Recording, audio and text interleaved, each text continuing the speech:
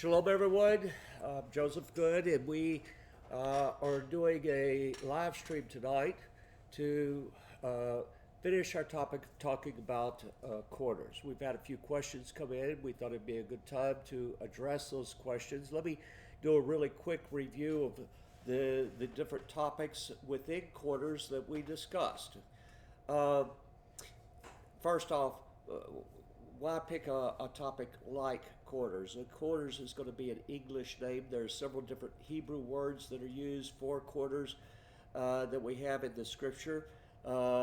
Probably the best known and most widely used is going to be the word kanaf, kanofit, or kanafim, whether we have the masculine or the plural masculine or the feminine forms of the word.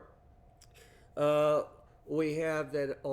We started with the passage that comes from Zechariah chapter 8, verse 23, that says that in the last days, 10 men from the nations would grab hold of the kanofit, or the corners of the garments of a Jewish man, saying, "Let us go with you, for we have heard that God is with you." Now we went back and we looked in the Torah, in the book of Bamidbar, Numbers, where we have the command to place on the corners of the garments the tzitzit, the fringes. The tzitzit, if you're unfamiliar with them, are fringes that are tied to the corners. There is a distinct number of strings that you have. There are wrappings, there are knots. When we take these strings, the knots, and the wrappings, and each has a number applied to them, it's going to equal 613, which equals the number of commandments that we have in the Torah. Back in Bamidbar, Numbers, the passage that has the instruction to tie the tzitzit on the corners of your garments, it says, so that you will see them and remember. Remember the commandments. We talked about the prophetic significance of this, and but more specifically, we saw that the term kanofit, or corners, was going to be expanded out. That we find, for instance, in the book of Isaiah in chapter 11, which is also repeated in the daily prayer book, the prayers, the Amidah, the standing prayers, where one approaches your king. That there is a prayer for the return of Israel from the four corners of the earth, using the exact same word. We talked about the garment that is worn by Orthodox Jews underneath an outer shirt or whatever, that's called the talit katan. Now, I had a question that came in on that, so I'm going to go ahead and address that question as we're talking about it. This is from Keith O'Lord. He says, "Help. I've been wearing tzitzit on my belt loops, on my jeans/shorts, without techelet." By the way, the techelet is going to be a blue thread that we are biblically commanded to have. It had disappeared for almost 2,000 years. In the 1990s, techelet returned. And we did a program on the techelet, its significance, where you could get it, and so forth. My wife has the same set you held up from Israel. This is from Batil Techelet. I believe I have a set right here. And this is a company that produces the blue dye. And it's for sale in Israel. And they actually have a website, a YouTube site that you could go to. And they have tremendous videos about the subject. So he goes on to say, but we haven't tied them yet. In construction, it is going to be very hot for me to wear an additional garment under my shirt. Is there a substitute for the talit katan? The talit katan is a smaller talit that we wear underneath our garments. Something lighter, smaller, and not so hot to wear. If not, how do I obtain or/make a talit katan? Okay. So first off, let me cover the bottom of the part of that question. How can you obtain one or make a talit katan? You can go online and type in talit katan, and there's hundreds of sites that you can purchase them from. You can actually purchase them with the tzitzit already tied with the tekelet on it, or you can purchase it without. There is a book. This is called The First Jewish Catalog, and this is going to be by Michael Strassfield, Richard Seigel, and Sharon Strassfield. And inside there is a chapter. I'll use the table of contents here. There is a chapter that deals with the talit, page 51. And it is a short chapter. It is only about 4 pages long. And let me show you here. We have a page. And let's see if I can get this turned.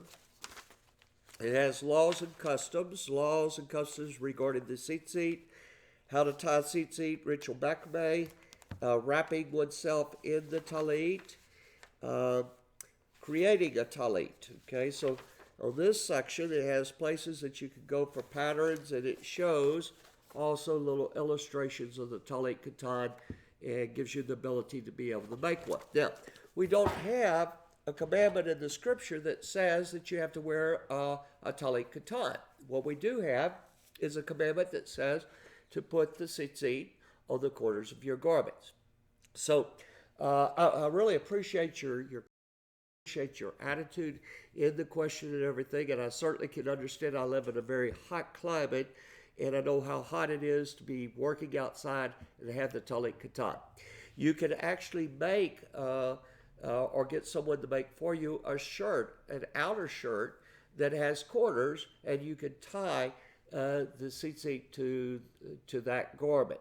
If that would work for you. Being that you're already wearing them on your belt loops, I think that would probably be the solution and give you something to wear. But I do appreciate that you've recognized that the commandment of the tzitzit is also tied to the commandment of the corner. Okay. We talked about the ingathering of the tribes for the 4 corners of the earth. We talked about directions, how that Josephus wrote that the temple, the layout of the inner courtyard of the temple. I'm going to show this real quick. This is a book I wrote called Measure the Pattern, which deals with the inner courtyards of the temple, and the buildings are and structures that are around the buildings. And so here we can see an illustration. You see in the peak is going to be actually your inner courtyard. This is known as the Azarah. We have the temple building within it, but this is what we would call the Azarah extension. It has the holiness or the sanctification, what we call the Kedusha of the Azarah, but it is the administrative areas, and there are large buildings that are to the side of it. You might notice that it actually resembles the Talit Katan. But these buildings are described as the 4 Kenofit by Josephus. And so we see it applying to the temple. We have where, as I mentioned on directions, the directions in Israel, directions biblically from the Jewish text, are going to be seen differently than how you and I might view directions. We see cardinal points, whereas we have the north, the east, west, and south. We will subdivide that down into northwest, northeast, southwest, southeast, or south-southeast, or any of that. Biblically, that is not how it was done. Biblically, if it was extremely from to the south, but to the east, it was still called east, or it was called south, one of the two. So we went through that. There are numbers of topics that we did not discuss about the corners. For instance, we have the corners of the field. We have the corners of the beard, the corners of the hair, which we did not go into. Now, I am going to be doing another section or another series that's going to deal with coverings. And in that, we'll talk about hair coverings, head coverings, and so forth. And so, 1 second. okay. Apparently an error was made here. This is set to private. Do you think we can? I know this is a live stream and everything. Can we start over? Yeah. It's not. Nobody's getting it though. Yeah, I was testing it earlier. I set the privacy to restricted because I was testing to make sure it was actually going to stream. Right. But we need to get on as fast as we can. Yeah. Yep. All right. Okay, yeah, we're watching. I sent messages. I also had to start a recording halfway through because the quality that's being recorded on there might not be the same quality as was here. Anyway. Yeah.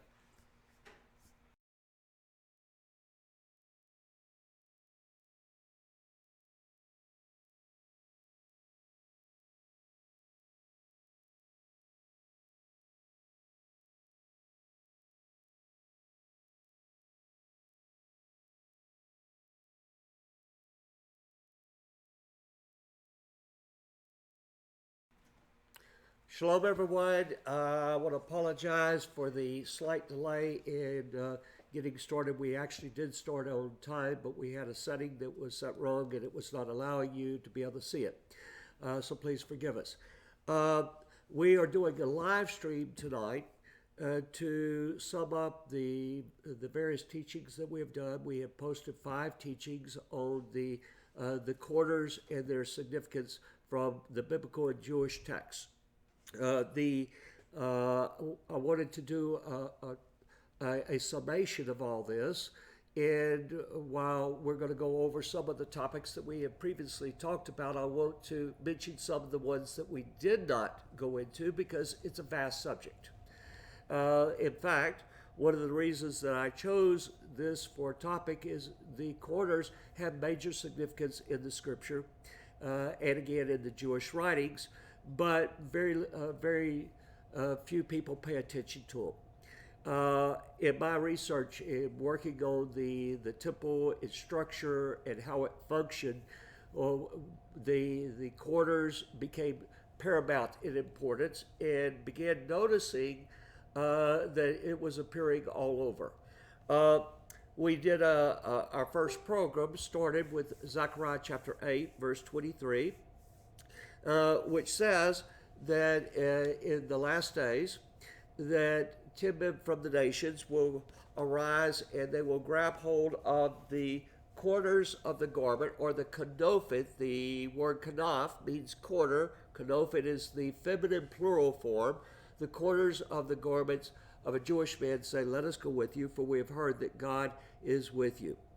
And so it's an astounding prophecy. It actually is coming to pass as we speak.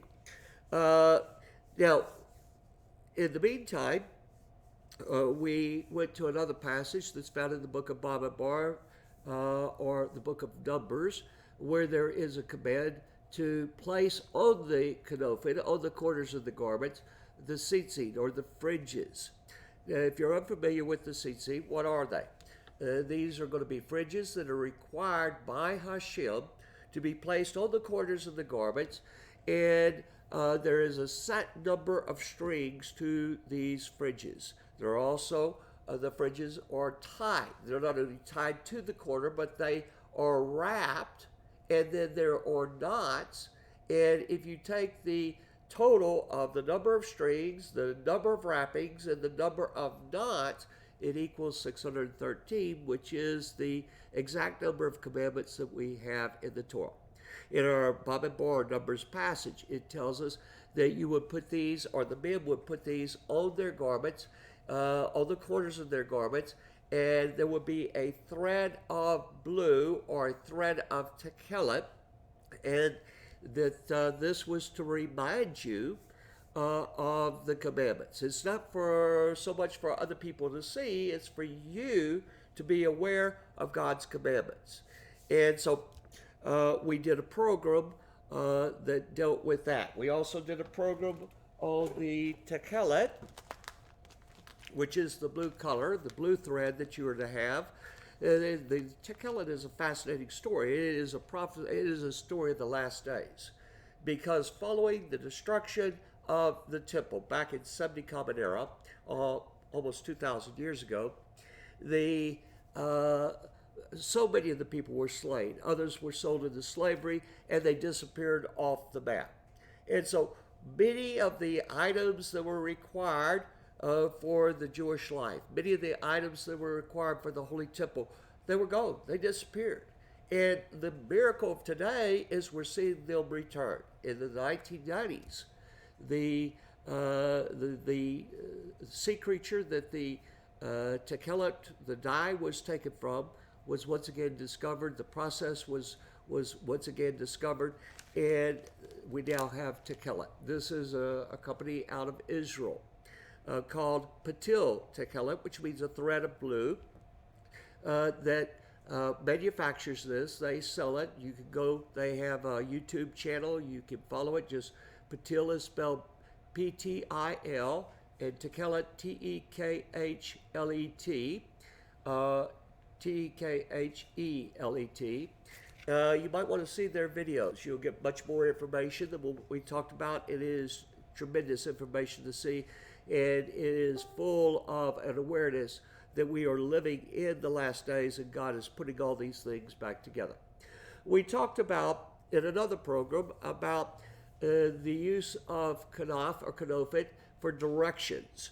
And we have in the Amidah, for instance, taken from the book of Isaiah, chapter 11, it says that Hashem will gather the dispersed of Israel and the dispersed of Yehudah from the four corners for the Arba Kanofet of the world, the four corners of the world. And so we see that there it's using the sense of corners as geography. We find that exactly the same thing is going to be quoted by Yeshua in Matthew chapter 24, where he says he'll send his angels out to the four corners of the earth to gather the elect in. We talked about how that Josephus had used in his description of the temple. He described that that there were gates to the four corners, or four quarters, and he's using it as directions. And we see, and by the way, this is where I initially got my personal interest in the corners, is that we have the inner courtyard here in the white. Okay, so this is called the Azarah. And of course we have within it the temple. Here we have the altar, we have the slaughter area. This in peak is not the Azarah proper, but the Azarah, what I term as the Azarah extension. Now, different courtyards have different levels of sanctification, or what we call Kedusha. And this is going to mean that certain individuals are allowed in, others are not. That you are allowed to do certain things in one courtyard. You cannot do those same functions or activities in another courtyard. You're going closer to the throne of God, which is in the Holy of Holies. But Josephus described that these gates, which are going to be corner buildings, with the same, he uses a Greek expression that would be equivalent to the kanofet. Okay, so we have where we learn about directions. In the biblical text, in the Jewish writings, we have where directions are done differently than we have in the secular world. We see cardinal points, so we have north, east, west, and south. Now, we will subdivide these down into northeast, southeast, southwest, northwest, and then we can even subdivide this further. In the Jewish text, it's not that way. For instance, we have a passage in Isaiah 63 which talks about the coming of the Messiah. In his coming, he's described as coming from Bozrah. So I'm going to just use my hand as an illustration. Here we have Jerusalem, where my fist is. Down here, which we would call generally south, is going to be Bozrah, which is in Edom, which is in modern day Saudi Arabia. Or excuse me, modern day Jordan. And so it would be what we would call almost due south, a little bit southeast. But in the Jewish text, it's called to the east because they do not have this subdividing. Everything is going to be either south or east in that particular. So it's a different way of approaching the scripture. And that understanding can really shatter a lot of understandings that you and I might have had because we're looking at the scripture from the culture that we live in, how we communicate, how we express. And so any area that we learn. We also saw that there are a number of different words in Hebrew, 4 corners. I'm not going to go into the different words at this time. You can go back and watch the individual videos. But these words are going to be connected to one another because we have in Hebrew what is called remes, which means one alludes to the other. And so it's kind of very similar to synonymous terms. But we see that there is a major aspect of the corners. We did not go into a number of topics that we could have. So this is there's still a lot of area that you might want to search out for yourself. We have, for instance, the corners of the field. It's going to be a different word from the kanaf. We have the corners of the beard, the corners of the hair, and their significance. Every one of them is going to have significance, and it's going to fall into a pattern of God communicating a truth to us. Now, I've got a couple of questions that I want to go through that people have sent in. If you have a question, please feel free to send the question, ask the question, and I'll try to answer it as best I can. And then I'd like to conclude with just a short preview of where we'll be going in our next series of YouTubes. Okay, so first I'd like to take from Keith Olar. Had a very good question. I really appreciated his attitude in asking. He says, help. I've been wearing tzitzit on my belt loops and my jeans/shorts without tekelet. My wife has the same set you held up from Israel, but we haven't tied them yet. In construction, it is going to be very hot for me to wear an additional garment under my shirt. Is there a substitute for the talit katan, something lighter, smaller, and not so hot to wear? If not, how do I obtain/make a talit katan? Well, first off, what is a talit katan? Most people are familiar with the talit, the prayer shawl that we see Jewish men with. A talit katan is an undergarment, is a very light garment that you wear underneath your shirt that supplies you with corners. The problem is that most of the garments that we have in our society today are not built with corners on them. Now, take the last part of the question. I want to show a book here. This is called the First Jewish Catalog. It's by Michael and Sharon Strassfield and Richard Siegel. There is a chapter in here. It's an excellent book, by the way. There's a chapter in here that's called Talit. I'll turn to it and show it to you. As soon as I can get to the table of contents. It's a short chapter, 5-6 pages at the most.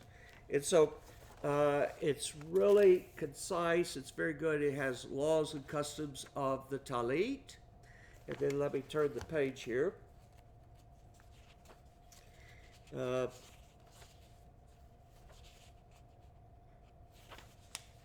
me get the single page turn. We have laws and customs regarding the tzitzit, how to tie tzitzit, ritual macrame, wrapping oneself in the talit. And then here we have the creating a talit. And so it's going to go into all the difficulty, but it gives you instructions on creating a talit. Specifically, it's talking about the talit katan. And so here, there are several different addresses or places that you can write for if you want to weave a talit katan. That's going to be a really ambitious type thing. I don't think that would be what you're asking here. But there is actually, on the last page here, there is several different illustrations of the talit katan and some suggestions in constructing one. Now, we do not have in the Torah a commandment to wear a talit katan or even the talit. What we have is a commandment to place the tzitzit on the corners of your garment. So there is nothing to restrict you from, you don't have to have a talit katan. You can, and this is what I would recommend, that your wife make for you or you have someone construct for you some shirts that you can wear to work. And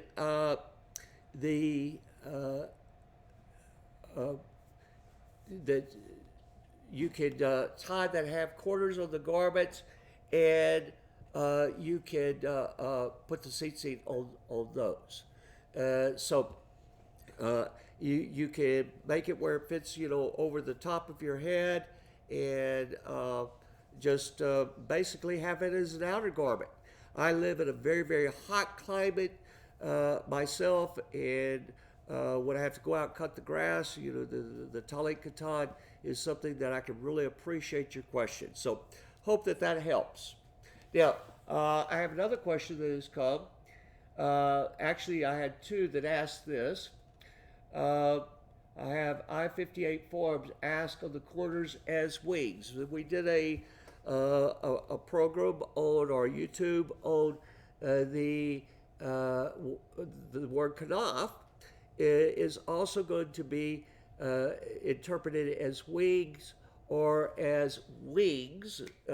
It uses, for instance, in the cherubim, a keruv. People frequently say a cherub, C-H-E-R-U-B. In Hebrew, that CH is pronounced as a hard K. Like we don't say chaldee, we say chaldee, a language. Okay, so you have the keruv, is going to be the angels that are placed on top of the Ark of the Covenant. They are placed on the parokhet, or the veil of the temple. We have a keruv was placed outside God Eden, the Garden of Eden, to keep man from coming back in and eating of the tree of life and being sealed in this body throughout eternity. We have what are called the Hayot, the Arba Hayot, the four living creatures that we find in Ezekiel chapter 1. It's also referenced in the book of Revelation, chapter 4, chapter 5, Revelation 14. Now these are cherubim. These are the angels that we have that were very present around the throne of God.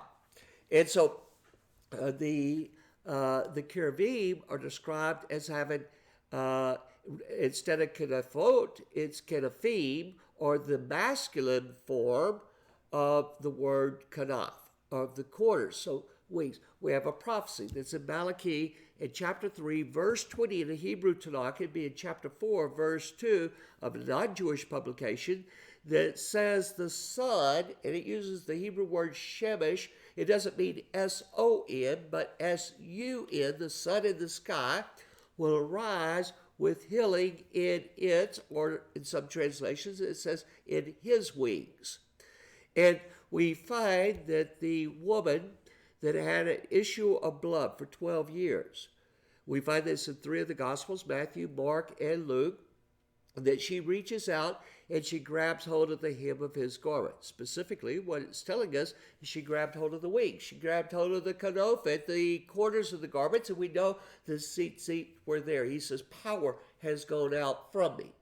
So we have, the question is, I-58 form ask on the corners as wings, is there any significance, prophetic or otherwise of the 12 years of trials of suffering of this lady.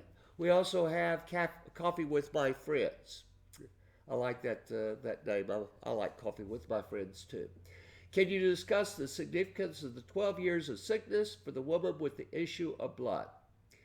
They also comment that the young girl that Yeshua raised from the dead in the next event was 12 years old. And so it's true about the time that this girl was born is the time that this woman had this issue of blood. What I can tell you is that, yes, there is, I'm sure, tremendous prophetic significance. But I couldn't tell you what it is. I don't know.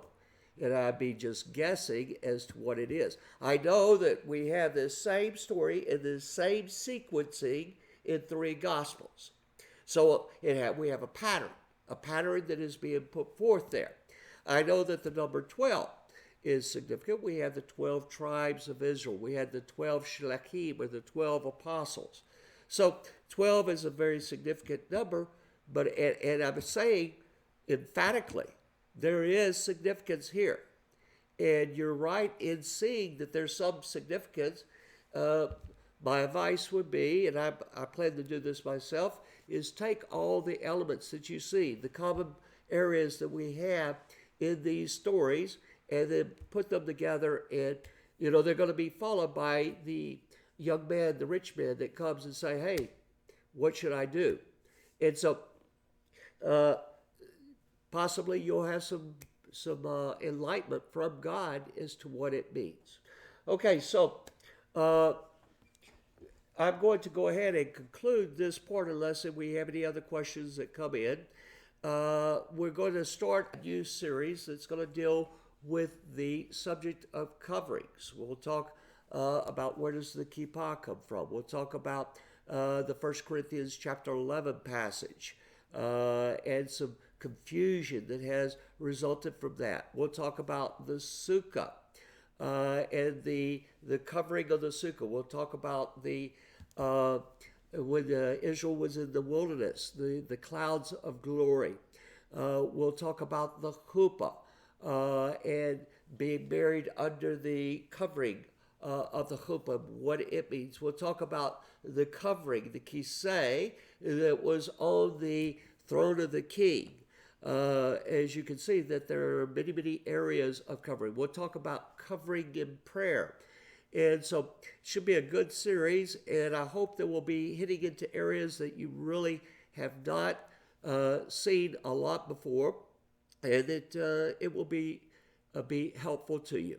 Shalom.